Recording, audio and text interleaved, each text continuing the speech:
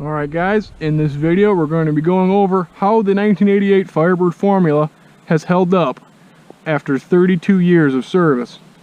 This car is an 88 model. It was originally a GM company car, but it was bought by the guy who had it as a company car. Pretty interesting.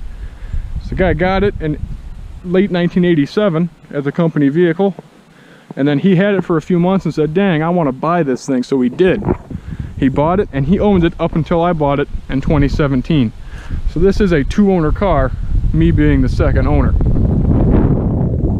So we'll do a quick pan around shot here so you can see the exterior of it. Overall, it still shows pretty nicely. It has been resprayed once, but overall looks pretty good.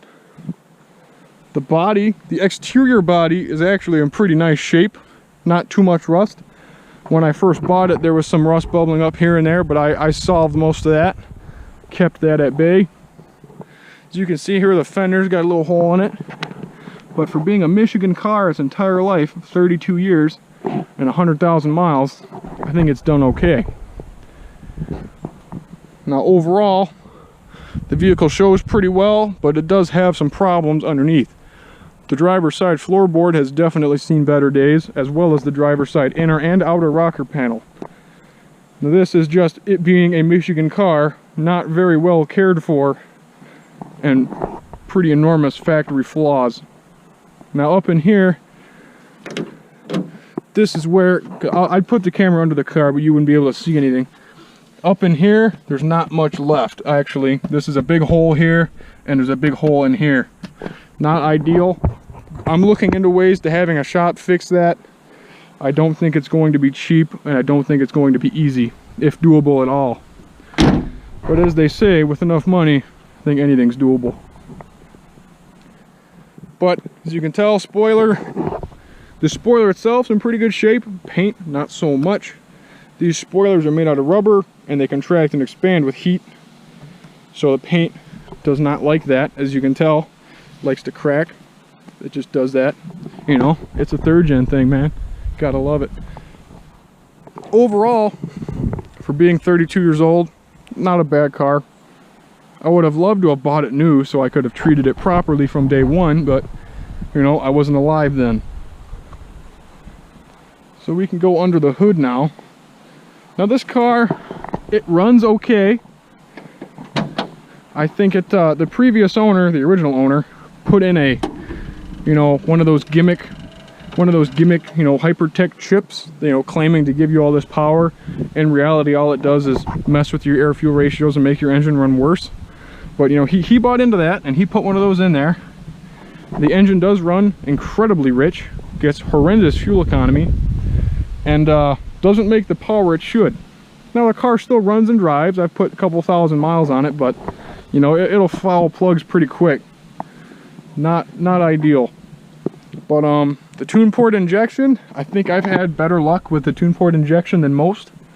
I've never really had a huge problem with it. You know, I've never really had one that ran good, but they've all ran, so better than most people can say. I'm kind of surprised the car doesn't have more problems than it does, because it's got all these 80s vacuum lines and crazy emissions stuff going all over the place. So you'd think after 32 years and 100,000 miles that this would start to leak, and I'm sure one day it will. But when it does, I'm just going to delete all of it. I might just put an LS in this car. I'm not really sure. Not really sure what the plans are for this one. Right now it's just kind of a up north cruiser. It's cruising around the country roads. That's kind of what it serves its purpose right now. That's about it. Old 305, it still runs. It burns a good bit of oil. You know, typical LB9, it likes to go through those valve seats. Am I going to fix that? Probably not, because I'm planning on just putting an entire new engine in this altogether, or, I mean, it'd be kind of dumb, but some people have rebuilt these. I don't think I would go through the hassle of that. I think I would just go LS. I love the 80s. I love the 80s technology. I love the way it drives, but man, in 2020, I just don't think it's worth it to mess with these anymore.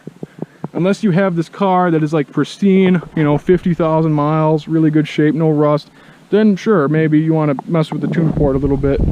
But on a car like this that isn't super rare, and it's a little beat up, especially underneath, I think it's better off just getting an LS, welding up the floors, making the frame stronger, and having some serious fun.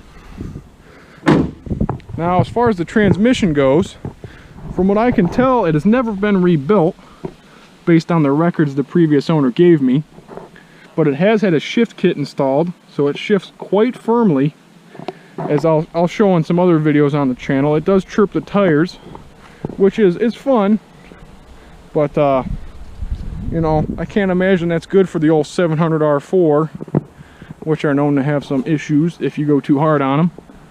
But you know, I think the video speaks for itself here. I think the car shows pretty well for being as old as it is. So thanks for watching, guys.